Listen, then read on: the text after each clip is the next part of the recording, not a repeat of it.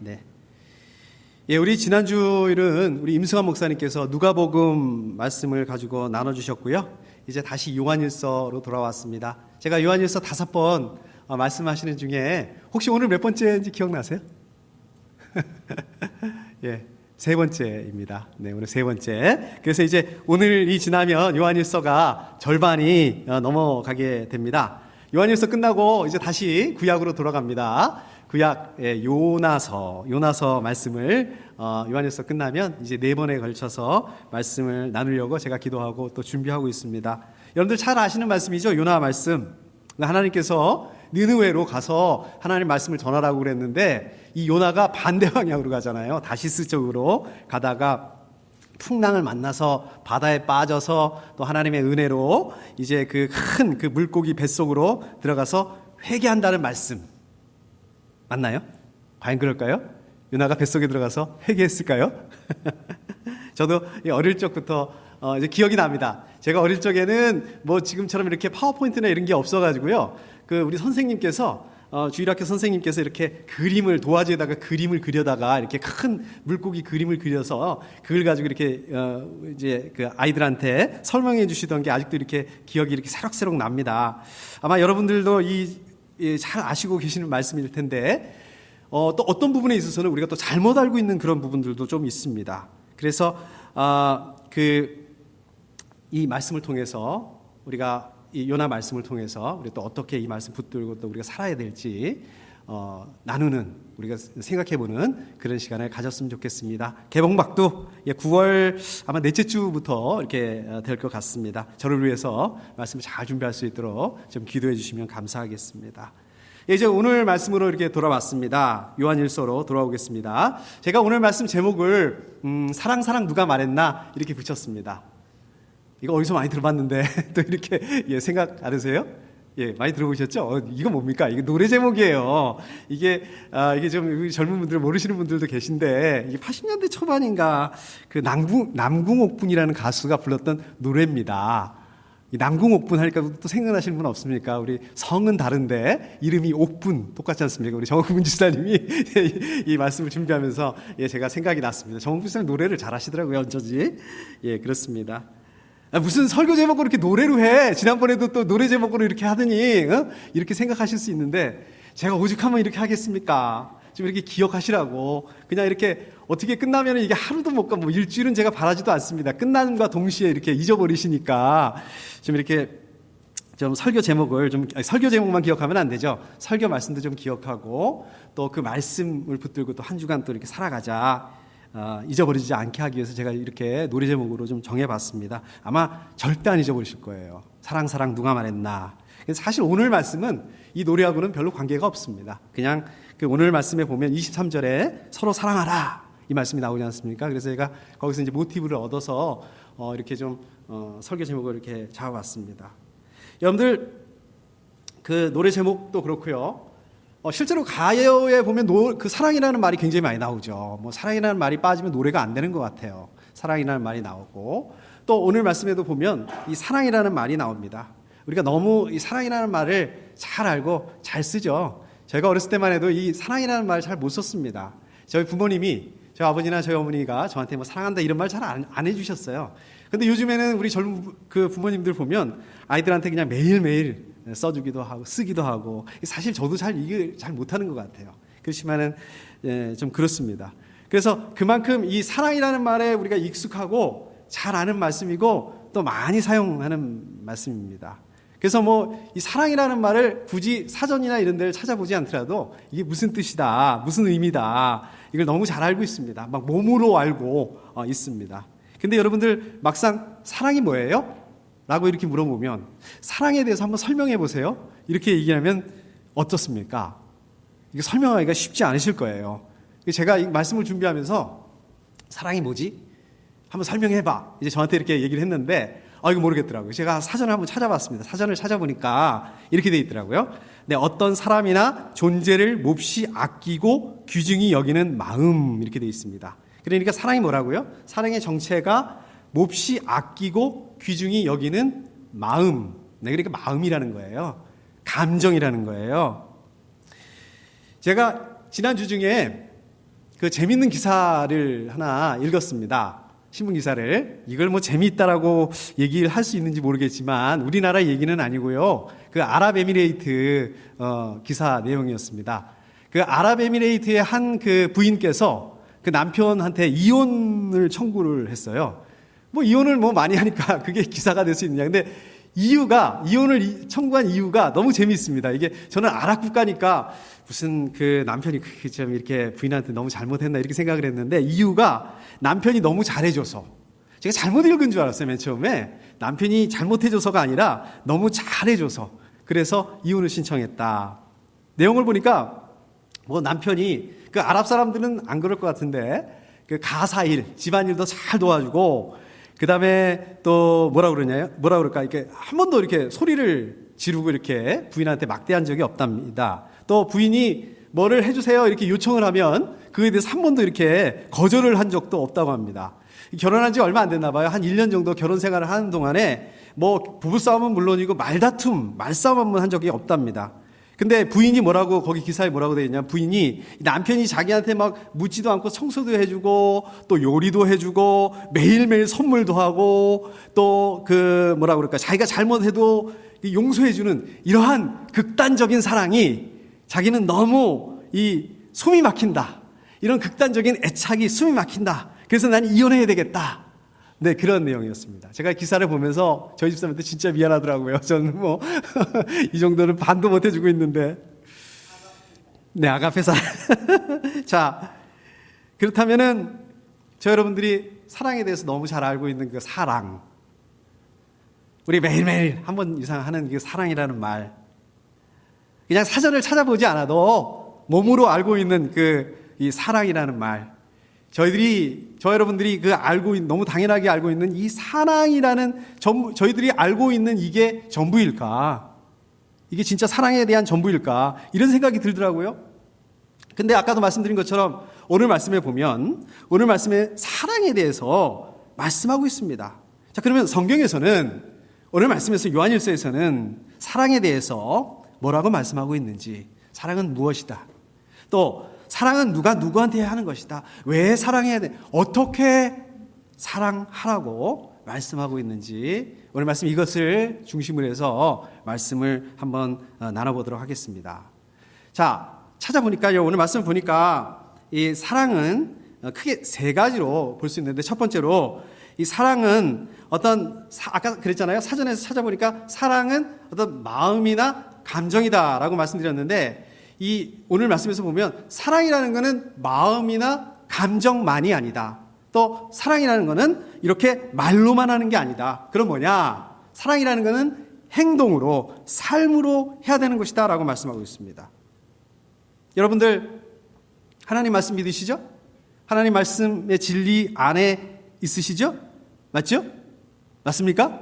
맞습니다. 자, 그러면 여러분들이 하나님의 말씀의 진리 안에 있다는 것을 어떻게, 하나님 믿는다는 것을 어떻게 확실할 수 있습니까? 뭘 근거로 그렇게 얘기할 수 있습니까? 어떻게 대답하시겠습니까? 저 여러분들이 말로만 하는 게 아니라, 우리가 마음이나 감정으로만 사랑이라는 그런 감정을 갖는 게 아니라, 우리가 사랑이라는 것을 행동으로, 삶으로 사랑하는 것들을 통해서 저 여러분들이 저 사람은 하나님의 말씀 안에 있구나, 하나님 말씀 진리 안에 있구나 라고 하는 것입니다. 오늘 말씀을 보게 되면. 자, 그러니까 이걸 반대로 보면 저 여러분들이 하나님의 말씀의 진리 안에 있게 된다면, 정말 저 여러분들이 하나님 말씀의 진리 안에 있다면 오토매티컬리, 자동적으로 우리는 말로만 사랑할 수 없다는 얘기예요. 우리는 행동으로, 삶으로 다른 사람을 사랑하는 그런 삶을 살 수밖에 없다라고 말씀하고 있는 것입니다. 자, 19절에 보면 제가 좀 다시 한번 읽어보겠습니다. 이렇게 함으로써 우리가 진리의 낫음을 알게 될 것입니다. 이렇게 말씀하고 있습니다. 여러분, 이게 무슨 뜻인지 알겠어요? 아시겠어요? 예, 무슨 뜻인지는 알겠는데, 뭔 말인지를 알겠는데 무슨 뜻인지 이게 어렵더라고요. 좀 난해하더라고요. 어렵습니다.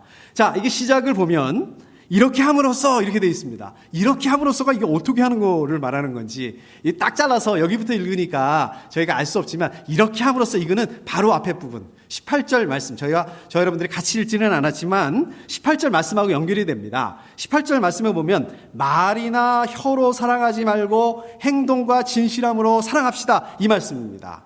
그러니까 이렇게 함으로써 그러니까 행동과 진실함으로 사랑함으로써 이렇게 되는 거죠. 행동과 진실함으로 사랑함으로써 우리가 진리에서 났음을 하나님의 진리 안에 있다는 것을 알게 된다 이 말씀입니다.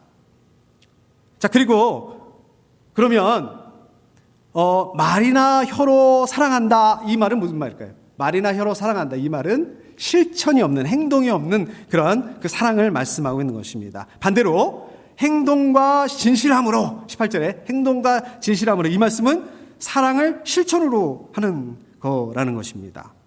자, 사랑이 진실하냐 진실하지 않냐 얼마나 진실하냐 이거는 말로 하는 게 아니라는 거예요.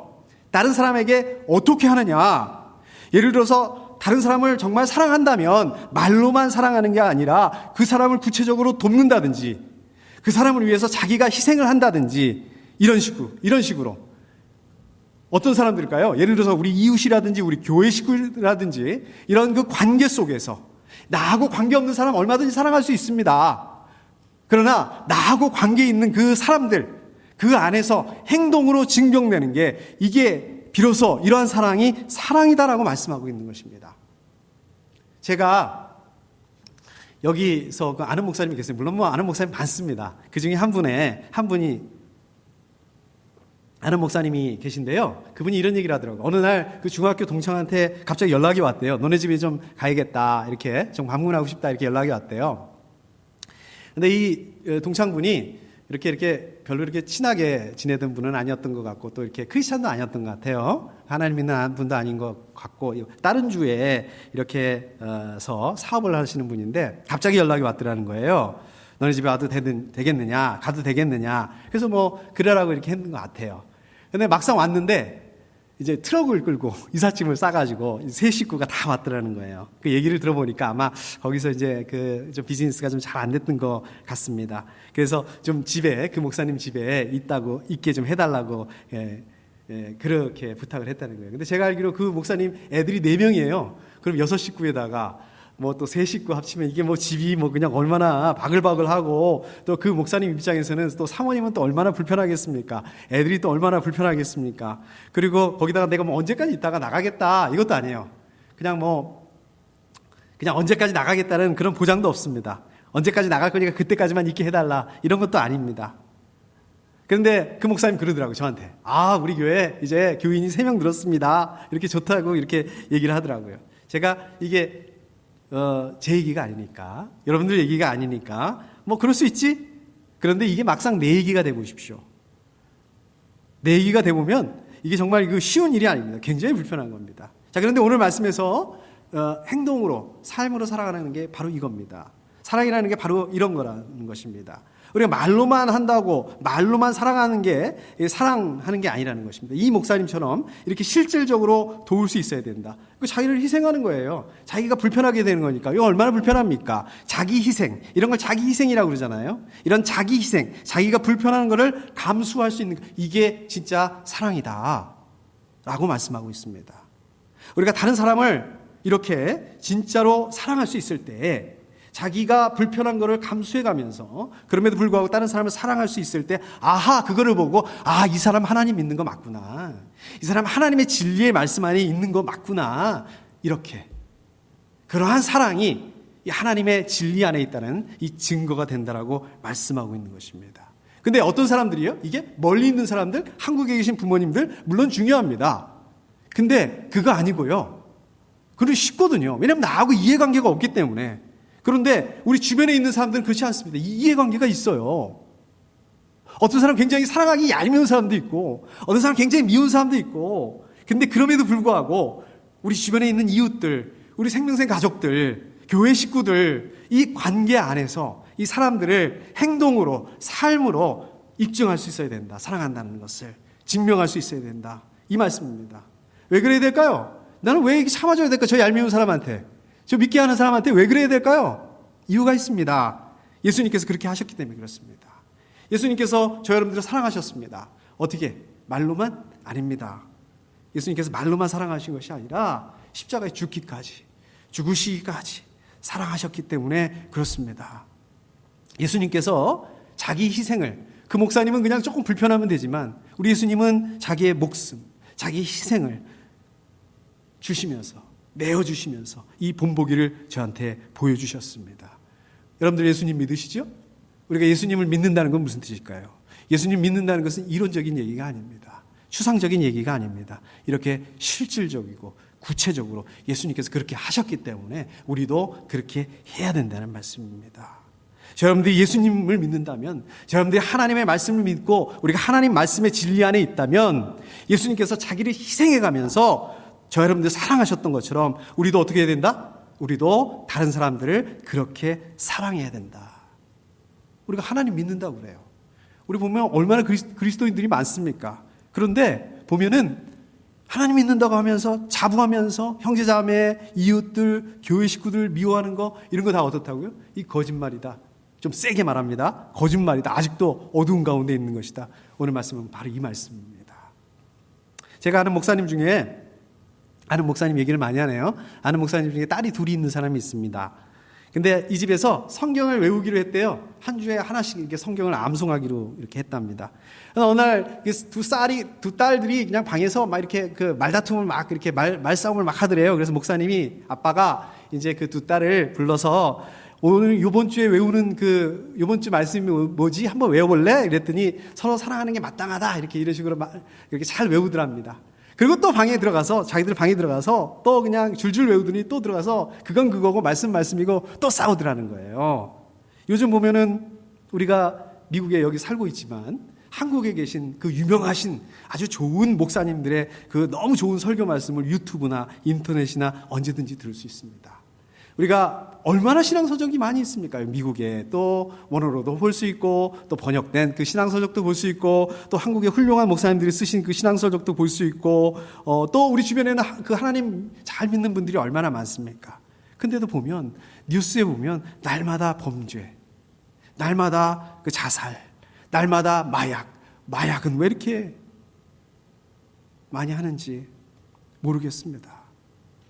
가만히 보면은요, 우리가 하나님 말씀을 듣지 못하는 게 문제가 아니에요.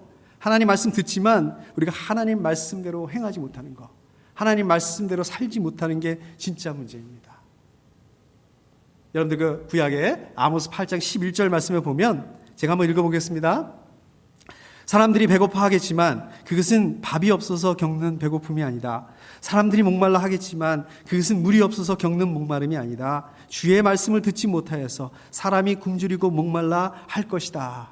이게 세 번역으로 읽으니까 보니까 좀 이게 감이 안 와요. 옛날에 개역개정으로 보면 어떻습니까? 먹을 것이 없어서 기근이 아니요, 마실 것이 없어서 기갈이 아니요, 하나님의 말씀이 없어서 기근이요 기갈이라고 말씀하신 바로 이게 그 말씀입니다.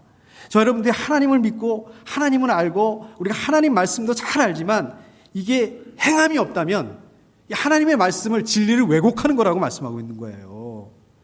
우리는 어떤 시대에 살고 있습니까? 우리는 진리를 왜곡하는 이러한 시대에 살고 있어요. 하나님의 말씀을 믿지만, 하나님의 말씀을 알지만 하나님 말씀대로 살 수 있는 그런 능력이 없어요. 그런 힘이 없어요. 그런 시대를 살고 있습니다. 그렇기 때문에 어떻습니까? 저 여러분들이 매일매일 밥 먹고 물 마시고 이것뿐만 아니라 저 여러분들이 매일매일 하나님 말씀을 읽고 하나님 말씀을 묵상하고 하나님 말씀을 먹고 마셔야 되는 그러한 시대에 살고 있다는 말씀이에요. 그러니까 읽으셔야 돼요. 묵상하셔야 됩니다. 자, 그런데 더 중요한 거는 아까 그 목사님의 그 딸들처럼 그냥 말씀만 외우고 또 방에 들어가서 또 싸우고 그러는 게 아니에요. 그냥 우리 이렇게 주일날은 이렇게 좋은 거룩하게 예배 잘 드리고 또 일주일 내내 우리가 세상이 좋아하는 거, 그냥 세상에 좋은 거, 나만 잘 먹고 나만 잘 살면 돼, 이게 아니라 우리 하나님의 진리의 말씀대로 행하고 말씀대로 사는 삶을 감당할 수 있어야 된다는 말씀입니다. 우리 생명의 가족들 다 그렇게 될 수 있기를 제가 축복합니다. 자, 그런가 하면 우리 두 번째로 사랑이 뭐냐? 여러분들이 사랑하는 그런 삶을 살게 되면 여러분들이 하나님께 기도하는 거, 또 간구하는 거, 이걸 응답받을 수 있다는 말씀입니다. 하나님께서 기뻐하신다는 거예요. 제가 이 말씀을 준비하다 이 부분을 보고 그냥 눈이 번쩍 띄었습니다. 이게 기도에 응답받는 비결이구나. 자, 20절을 보겠습니다. 20절을 보면 우리가 마음의 가책을 받는다 하더라도 우리는 그러한 확신을 가지게 될 것입니다. 이게 무슨 뜻인지 아시겠어요? 이게 말은 알겠는데 무슨 뜻인지 모르겠더라고요. 제가 이 말씀 가지고 며칠을 씨름한지 모르겠어요. 이게 도대체 무슨 뜻일까? 오늘 말씀이 좀 알겠는데 어려운 말씀이 많습니다. 자, 통과. 잠깐 넘어가죠. 21절을 보면 우리가 마음의 가책을 받지 않지만 우리는 하나님 앞에서 담대함을 가지고 있는 것이요. 이렇게 보시니까 좀 비교가 되시죠? 20절하고 21절하고 뭡니까? 비교하고 있습니다. 20절은 어때요? 자기 자신이 자기를 책망할 게 있는 경우예요. 그 다음에 21절은 어떻습니까? 자기가 자기한테 책망할 게 없는 경우예요. 그러니까 20절은 부정적인 경우, 21절은 긍정적인 경우, 이렇게 비교하고 있는 것입니다. 뭘 책망해요? 아까 사랑하라는 그 계명, 나중에 뒤에 나오죠. 사랑하라는 계명을 온전하게 순종하지 못하면 자기 스스로도 그게 굉장히 꺼리끼고 그 다음에 정죄함이 마음이 생긴다. 그런데 사랑하라는 그 계명을 온전하게 순종하게 되면 하나님 앞에서 어떻게 되는데 담대하게 나아갈 수 있다. 하나님 앞에 담대하게 나간다. 담대하다는 게 무슨 뜻입니까? 겁도 없고 그 다음에 배짱이 두둑하게 나아간다는 그런 뜻입니다. 하나님 앞에서도 겁이 없어요. 겁이 안 생겨요. 배짱이 두둑해져요. 자, 이게 무슨 뜻이냐? 우리 집에 이런 놈이 하나 있습니다. 죄송합니다. 이런 놈이라 그래서 저희 집 작은 애가 늘 이래요. 얘가 어렸을 때 저한테 그러더라고요. 아빠 과자 사줘. 이러더라고요. 그래서 제가 아빠 돈이 없는데? 그랬더니 뭐라 그런지 아세요? 아빠 카드 있잖아. 이렇게 얘기를 하더라고요. 제가 진짜 깜짝 놀랐습니다. 아니, 이 녀석이 어떻게 이 카드를 알까? 어떻게 이 녀석이 이렇게 아빠한테 당당할 수 있을까? 당당하게 과자를 사달라고 했을까? 카드로 사달라고 그럴 수 있을까? 지금도 그래요. 용돈 달라고 그럴 때 지난번에 좀 우버를 좀 타라. 지금 라이드를 해줘야 되는데 못 해주니까 우버를 타라. 그랬더니 돈은 아빠가 내줄 거야? 이제 이런 식으로 아주 당당하게 이렇게 얘기를 하더라고요. 어떻게 이렇게 담대할 수 있을까요? 당당할 수 있을까요? 간단합니다. 제가 아빠고 걔가 딸이기 때문에 이 모녀지간이기 때문에 관계 때문에 그렇습니다. 저 여러분들도 마찬가지입니다. 여러분들 우리 하나님 아버지 이렇게 얘기하잖아요. 또 우리는 어떻습니까? 우리 하나님 아의 자녀입니다. 아들, 딸입니다. 어떻습니까? 담대할 수 있다라고 얘기하고 있습니다. 그러니까 하나님과 우리의 관계가 아버지와 자녀의 관계가 올바로 세워지게 된다면 그 다음에 우리가 어떻다? 담대할 수 있다. 담대할 수 있다는 얘기입니다. 다시 말씀드리자면 하나님과 우리와의 관계가 올바른 관계를 가지게 됐을 때 우리는 하나님의 그 사랑하라는 계명을 온전히 순종할 수 있게 된다는 말씀입니다. 22절에 보니까 우리가 구하는 것은 무엇이든지 하나님에게서 받을 것입니다. 자, 보세요. 담대하다는 말씀에 이어서 담대할 뿐만 아니라 하나님께 간구하고 기도하는 것은 무엇이든지 응답받을 수 있다. 반대로 얘기하면 어떻게 됩니까? 우리가 사랑하는 그런 삶을 감당하게 된다면 기도에 응답받게 될 것이다. 뭘 기도하더라도 다 응답받게 될 것이다. 왜냐하면 이것은 하나님께서 기뻐하시는 삶이기 때문에. 여러분들, 우리가 구하는 것은 무엇이든지 하나님에게서 받을 것이다. 이 말씀 보시면서 생각나는 말씀 없으세요? 생각나는 거 없으세요? 저는 이 말씀이 딱 생각나더라고요. 이걸 보면서 마태복음 7장 7절 말씀. 무슨 말씀입니까? 구하여라. 그리하면 하나님께서 너희에게 주실 것이다. 찾으라. 그리하면 너희가 찾을 것이다. 문을 두드려라. 그리하면 하나님께서 너희에게 열어주실 것이다. 자, 저는 이 말씀이 생각이 나더라고요. 근데 여러분들은 어떠세요? 진짜 여러분들 구하니까 하나님께서 다 이렇게 주시던가요? 여러분들 이렇게 문을 막 두드리면 하나님께서 열어주시던가요? 저는 아무리 두들겨도 안 열리는 데가 많습니다. 망치, 해머 가지고 막 두들겨도 안 열리는 경우가 많습니다. 자, 솔직히 말씀드리자면 기도할 때 빨리빨리 응답 받는 것보다 너무 응답이 안 돼서 기도하는 경우들이 너무 많습니다. 기도 응답이 안 되는 경우들이 더 많은 것 같아요. 자, 그러면 이 말씀 어떻게 된 건가요? 오늘 말씀도 그렇고 마태복음 7장 7절 말씀도 그렇고 이 말씀 어떻게 된 말씀입니까? 이게 하나님 말씀 잘못된 겁니까? 하나님 말씀 틀린 겁니까? 하나님 말씀 조금 틀리고 조금 잘못되고 이렇게 된 건가요? 아닙니다. 하나님 말씀 틀리지 않습니다. 자, 그럼 왜 그럴까요? 왜 하나님 분명히 다 응답될 것이다, 두들겨라, 그럼 내가 열어줄 거라 말씀해 주셨는데 왜 안 되는 거예요? 이유가 있습니다. 제가 좋아하는 말씀, 야고보 말씀, 야고보서 4장 말씀, 야고보서 4장 3절 말씀 한번 좀 찾아보겠습니다. 예, 저 스크린 한번 좀 같이 좀 읽어주실까요? 시작.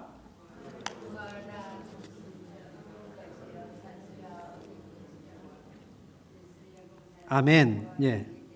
아멘. 그렇습니다. 왜 응답이 안 된다고 말씀하고 있습니까? 잘못 구하기 때문에. 네. 네. 예, 이기적인 욕심으로 구하기 때문에. 예, 잘못 구하기 때문에 그렇습니다. 이기적인 욕심으로 욕구를 가지고 구하면 응답받을 수 없다라고 말씀하고 있습니다. 제 친구 중에요, 그 하나님 믿지 않는 친구가 있습니다. 사업하는 친구인데요, 저한테 늘 그 얘기를 해요. 야, 제가 이제 목사니까, 안 목사, 그 로또 좀 당첨될 수 있게 기도 좀 해줘. 내가 로또 당첨되면 좋은 일에도 쓰고 또 너네 교회도 좀 이렇게 도와줄 테니까 꼭 좀 기도해줘. 이제 이런 얘기를 합니다. 제가 기도하면 응답이 될까요? 안 될까요? 안 되죠? 오늘 말씀, 여기 야고보서 말씀 보면 저는 안 된다고 생각합니다. 이 야고보서에서 말씀하고 있잖아요. 이기적으로 잘못 구하는 것은 응답이 되지 않는다. 뭐 저희 교회에 이렇게 도와준다고 이렇게 하니까 저는 믿지만 이게 안 됩니다. 안 돼요. 여러분들 그 통계 자료 보면 나오잖아요. 그 복권이나 로또에 당첨된 사람들 중에서 잘된 사람들보다는 안 된 사람들이 더 많더라고요. 뭐 자살하거나 또 제일에 가 있거나 또 이렇게 이렇게 가정이 깨지거나 이런 경우들이 너무 많은 것 같아요. 이게 왜 그렇습니까? 이 돈이라는 게 그렇게 사람을 그렇게 좋은 일에 좋게 이렇게 만들지 못한다는 얘기예요. 욕심, 사실은 이게 욕심이 이렇게 포장하고 있는 것이라는 얘기입니다. 그러니까 저 여러분들이 구하는 거, 기도해야 되는 거, 이게 어떻다고요? 자기 자신의 욕심을 위해서 기도해야 되는 게 아니라 뭘 위해서 기도해야 된다고요? 하나님의 말씀을 지키는 거, 하나님께서 기뻐하실 것을 위해서 구해야 된다. 사실 제가 이 말씀을 준비하면서요, 제가 이 부분 준비하면서요, 양심의 가책이 많이 걸렸습니다. 왜냐하면 제 기도 제목이 뭔가 따져보면 또 우리 생명사 가족들 위해서 기도해드리는 거 보면 다 솔직히 말하면 우리 자신을 위한 거예요. 건강의 문제도 그렇고, 재정의 문제도 그렇고, 또 교회의 문제도 그렇고. 그래서 좀 하나님 나라를 위해서, 그래, 말씀을 위해서, 하나님 기뻐하시는 거 위해서 좀 기도해봐야지. 한 5분, 10분 더 이상 기도가 안 돼요. 시원하지가 않아요, 그렇게 기도하면. 그럼에도 불구하고 오늘 말씀은 뭡니까? 내 욕구가 아니라, 나를 위해서가 아니라, 하나님 말씀 지키는 거, 하나님 기뻐하시는 걸 위해서 기도해야 된다는 말씀입니다. 기도 제목이 하나님 말씀을 지키는 일, 하나님 기뻐하시는 그 가운데 우리의 기도 제목이 있어야 된다고 말씀하고 있는 거예요. 그러나 저 여러분들, 우리가 기뻐하는 거, 우리가 좋은 거, 우리의 정욕을 충족시키기 위한 거, 그거를 기도한다면 응답이 안 될 것이다.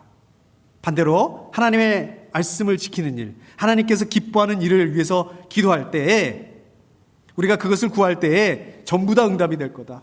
그럼 하나님 기뻐하는 게 뭐라고 그랬습니까? 하나님 그 말씀 지키는 일이 뭐라고 했습니까? 그게 뭐예요?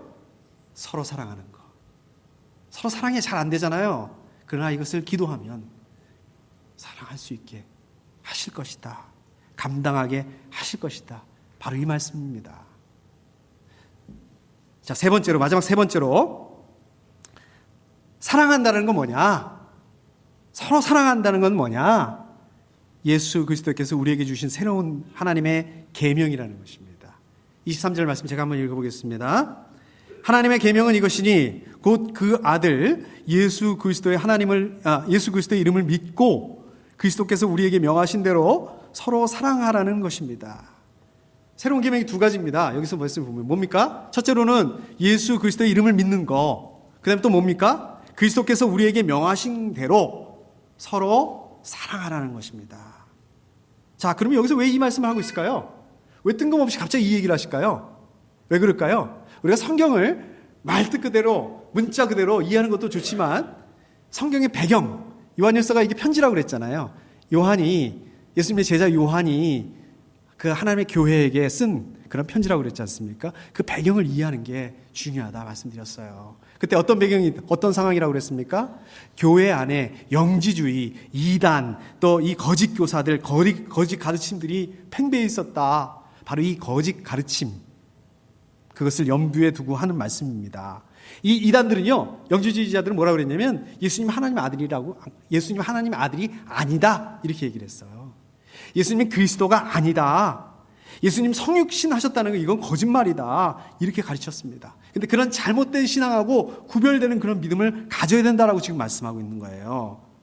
그리고 예수 그리스도를 믿게 되면 어떻게 된다? 예수 그리스도를 믿게 되면 어떻게 된다고요? 서로 사랑하게 되는 것이다. 그러니까 이게 수직 관계입니다. 우리가 예수님을 믿는다는 거, 하나님 믿는다는 건 어떻습니까? 수직적으로 우리가 하나님을 믿게 된다면 안 보이죠. 눈에 안 보이잖아요. 근데 보이는 거로 어떻게, 수평적으로 어떻게 나타나느냐? 다른 사람을 사랑하는 걸로, 그러한 결과 열매로 나타나게 된다는 것입니다. 우리가 먼저 예수님을 전적으로 신뢰하고 예수님을 믿는 믿음을 가지게 된다면 그게 기초가 돼서, 그게 기반이 돼서 우리 이웃을, 우리 교회 식구들을 사랑할 수밖에 없게 된다는 말씀입니다. 자, 그렇기 때문에 예수님 믿으면서 사랑할 수 없어요? 이건 말이 안 된다는 거예요. 내가 예수님 믿지만 딴 사람, 저 사람 진짜 못 사랑하게, 말이 안 된다는 얘기예요, 이거는. 예수님 믿는다는 게 거짓말이거나 저 사람 못 사랑하게, 이게 잘못됐다거나 그렇게 된다는 얘기입니다. 그러니까 우리가 예수님 믿으면 자동이 오토매틱 이렇게 된다는 말씀입니다. 하나님의 자녀, 마귀의 자녀 구분하는 가장 중요한 그 기준점이 뭐가 된다고요? 예수님에 대한 믿음, 서로 사랑하느냐 아니냐, 이거라는 것입니다. 원래 그 유대인들이요, 이스라엘 백성들 어떻습니까? 하나님의 계명을 지킨다, 이게 무슨 뜻입니까? 하나님의 계명에 대해서 얘기를 하고 있는데, 하나님의 계명을 지키는 게 무슨 뜻입니까? 율법 지키는 거예요.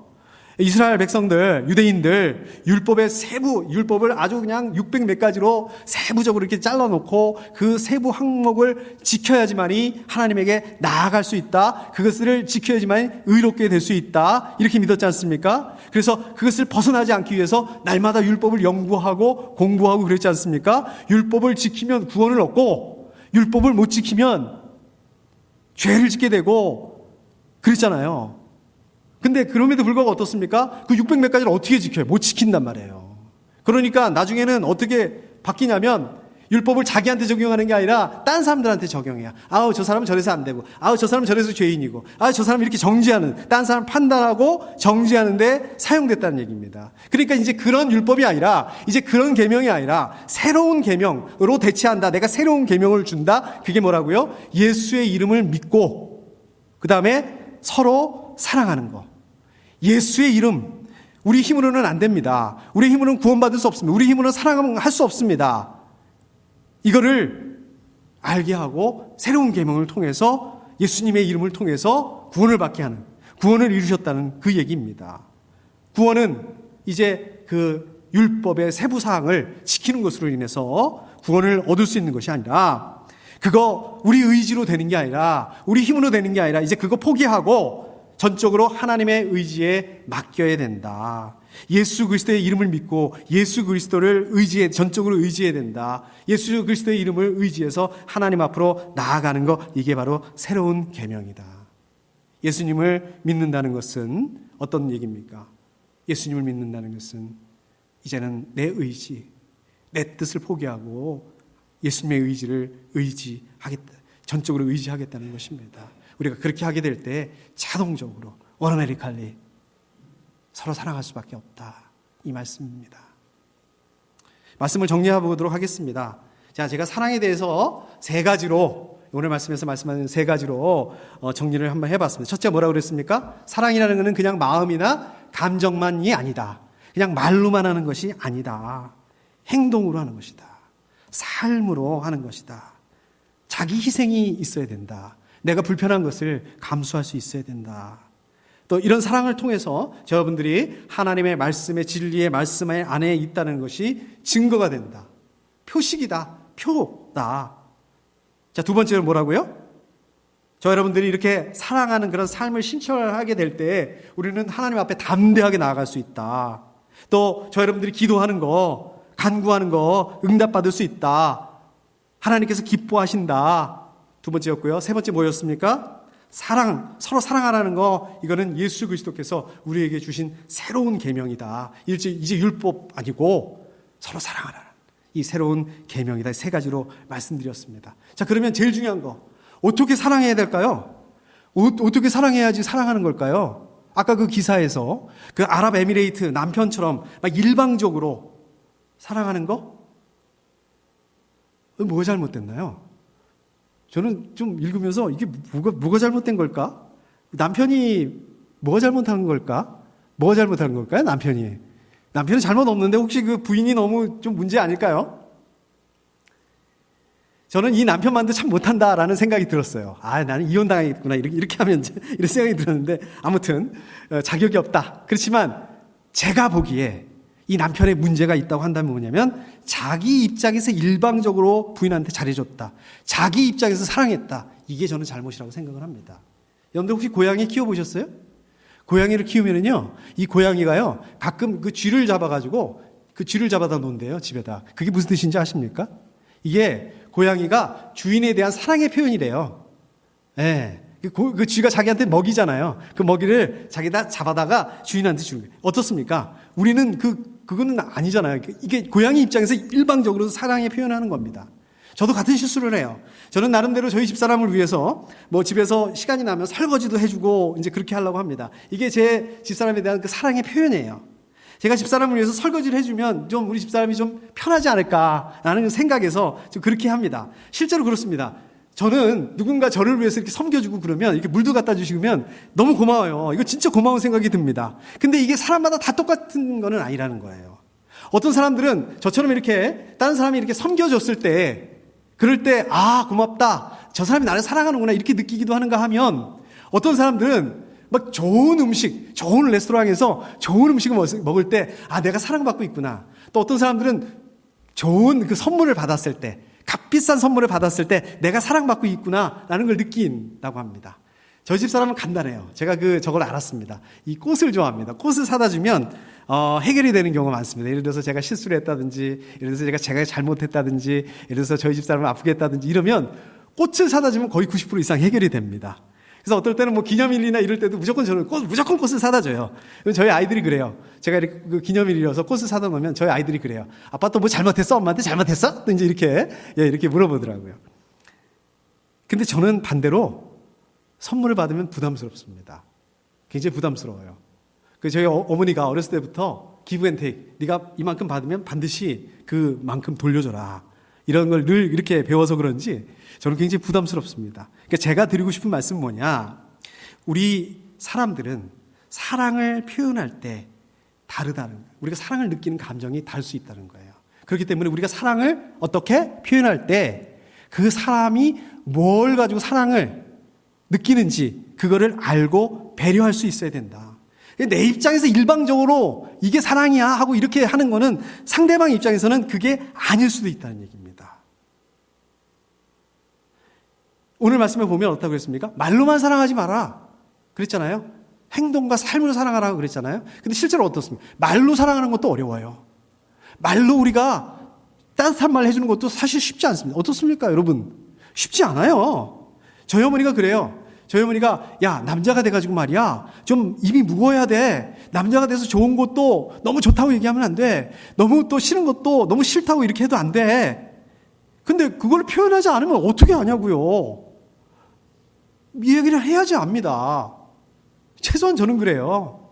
상대방의 언어, 우리가 상대방이 사랑이라고 느낄 수 있는 그걸 가지고, 그 방법을 가지고 표현할 수 있어야 된다는 얘기예요. 그렇게 사랑할 수 있어야 된다는 얘기입니다. 여러분들, 우리 사람들이 얼마나 자기중심적인 줄 아세요? 얼마나 그런지 아세요? 여러분들 니체라고 들어보셨죠? 우리 학교 다닐 때 들려보셨죠? 예, 독일의 철학자입니다. 1800년 중반, 후반에 활동했던 철학자입니다. 이 사람이 유명한 말이 있었죠?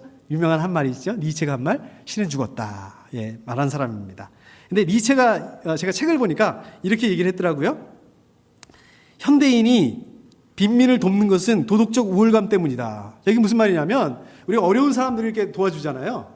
어려운 사람들 왜 도와줍니까? 보통 이제 그 사람들이 안 됐다. 이 긍휼한 마음 때문에 도와주지 않습니까? 근데 이 니체의 말에 의하면 사실은 이런 긍휼한 마음 때문에 도와주는 게 아니라 자기 때문이다. 자기가 도덕적으로 착한 일을 했다. 자기가 도덕적으로 우월한 사람이다. 이걸 느끼기 위해서 도와준다는 거예요. 이 말이 맞는다면 얼마나 자기중심적입니까? 근데 어느 정도 맞는 것 같아요. 어느 면에서는 좀 맞는 것 같아요. 근데 오늘 말씀해 보면 어떻습니까? 반대로 말씀하고 있어요. 반대로 사랑해야 된다고 말씀하고 있습니다. 근데 사랑하면 어떻습니까? 왠지 내 거를 못 챙길 것 같아요. 내 거를 더 챙겨야 될 것 같고, 내 몫을 더 가져야 될 것 같고, 남들이 잘 되면 나는 안 되는 것 같고, 남이 높아지면 상대적으로 나는 낮아지는 것 같고, 이런 걸 상대적인 박탈감이라고 그러지 않습니까? 그러지 않습니까? 팀 켈러 목사님이 답이 되는 기독교에서 이렇게 얘기하고 있습니다. 예, 저기 띄어놨네. 제가 한번 읽어보겠습니다. 잘 들어보세요. 남의 자존감을 높여주면 내 자존감은 더 높아진다. 자신을 발전시키려 하기보다 남을 향상시키려 애쓰면 훨씬 큰 만족을 얻는다. 이렇게 말씀하고 있어요. 저 여러분들이 서로 사랑하게 되면 어떻게 된다고요? 더 큰 사랑을 얻게 된다는 얘기예요. 내가 저 사람을 위해서 사랑하면 내가 내 자기 희생을 가지고 내가 불이익을, 내가 좀 불편한 걸 참고 사랑하게 되면 더 큰 사랑을 내가 가지게 된다는 얘기예요. 더 풍성하게 사랑받게 된다는 말씀입니다. 24절에서 이렇게 말씀하고 있죠. 그리스도의 계명을 지키는 사람은 그리스도 안에 있고 그리스도께서 그 사람 안에 계십니다. 약속하고 계세요. 여러분들, 우리가 지난번에 느헤미야 말씀을 통해서 허물어진 성벽을 회복해야 된다. 좀 제가 말하기도 부끄럽고 좀 인정하고 싶지 않지만 우리 생명생교회도 허물어진 성벽이 있다. 이거를 회복해야 된다. 이렇게 말씀을 나눴습니다. 이것을 위해서 기도해야 된다. 어떻습니까? 지금 몇 개월이 지났는데 어떤 것 같으세요? 좀 회복된 부분도 있는 것 같아요. 근데 아직도 회복되지 않은 부분들도 있을 것 같아요. 우리 계속 기도해야 될 부분입니다. 또 저는 하나님께서 그 은혜로 완전하게 회복 언젠가는 완전하게 다 회복될 수 있을 거라고 믿습니다. 자, 회복이 될 거예요. 회복이 됐어요. 그 다음에 어떻게 할까요? 그 다음에 우리가 뭘 해야 될까요? 우리 교회에 무너진 성벽이 회복이 다 됐습니다. 완성이 됐습니다. 우리 어떻게 해야 될까요? 그 다음에 오늘 말씀, 서로 사랑해야 된다는 말씀입니다. 허물어진 성벽, 이 회복된 우리 생명생교회 안에 언젠가는 완전히 회복될 우리 생명생교회 안에 뭘로 채워야 되느냐? 저와 여러분들의 사랑으로, 서로 사랑함으로 채워야 된다는 얘기예요. 어떻게 해요? 간단합니다. 내 일방적으로 내 방식대로 살아가는 게 아니라 상대방을 배려하고 따뜻한 말로 대해야 되고, 상대방이 어떻게 하면 이렇게 하면 상대방이 사랑을 느끼는구나, 상대방의 언어로, 상대방의 방법으로 사랑할 수 있어야 된다. 근데 이게 교회에서만 끝나는 게 아니에요. 교회에서 시작을 하지만 이게 여러분들의 가정으로, 여러분들의 삶의 현장으로, 학교로, 직장으로 흘러가야 됩니다. 흘려보내야 됩니다. 이번 한 주간도 우리 생명생 가족들, 하나님이 주신 계명, 새롭게 주신 계명, 서로 사랑해라. 이 말씀 감당하실 수 있는 한 주간 되실 수 있기를 축복합니다. 함께 기도하겠습니다.